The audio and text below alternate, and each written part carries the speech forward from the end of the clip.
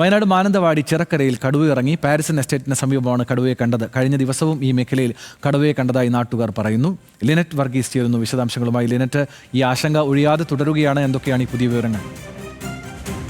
ആനന്ദ്, ഇന്ന് രാത്രിയിലാണ് ഇത്തരത്തിലുള്ള ഒരു സംഭവം പാരിസൺ എസ്റ്റേറ്റിന് സമീപമുള്ള എണ്ണപ്പന തോട്ടത്തിനടുത്ത് കടുവയെ കണ്ടത്.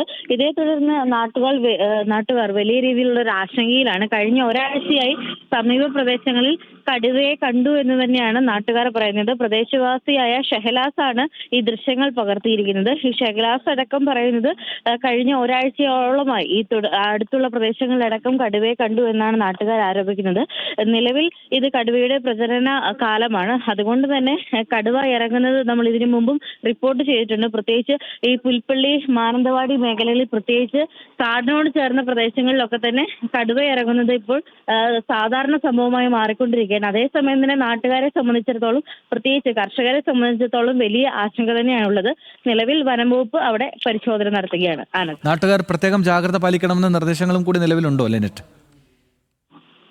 തീർച്ചയായും ആനന്ദ്, കഴിഞ്ഞ പുൽപ്പള്ളിയിൽ കടുവ ഇറങ്ങിയ സമയം തൊട്ട് വനം വകുപ്പിന്റെ പ്രത്യേക നിർദ്ദേശമുണ്ട്. പ്രത്യേകിച്ച് വനമേഖലയോട് ചേർന്ന് താമസിക്കുന്ന ആളുകൾ, പ്രത്യേകിച്ച് ഈ ഒരു കൃഷിയിടങ്ങളിലേക്ക് അതിരാവിലെയും രാത്രിയും ഒക്കെ പോകുന്ന ആളുകൾ ജാഗ്രത പാലിക്കണമെന്ന് തന്നെയാണ് അറിയിച്ചിരിക്കുന്നത്. കൃത്യമായ വെളിച്ചമുള്ള സ്ഥലങ്ങളിൽ കൂടെ നടക്കണമെന്നും ശബ്ദമുണ്ടാക്കി നടക്കണമെന്നൊക്കെ തന്നെ വനം വകുപ്പിന്റെ ഭാഗത്തുനിന്ന് ലിനറ്റ് വർഗീസാണ് വയനാട്ടിൽ നിന്ന് വിശദാംശങ്ങൾ നൽകിയത്. വയനാട്ടിൽ ലിനറ്റ് പറഞ്ഞതുപോലെ ഇതൊരു സ്ഥിരം കാഴ്ചയായി മാറിയിരിക്കുന്നു. സ്വാഭാവികമായി എല്ലാ ദിവസവും കാണുന്നത് പോലെ കടുവകൾ ഇറങ്ങി നടക്കുന്ന ഒരു സാധാരണ കാഴ്ചയായി മാറിയിരിക്കുന്നു.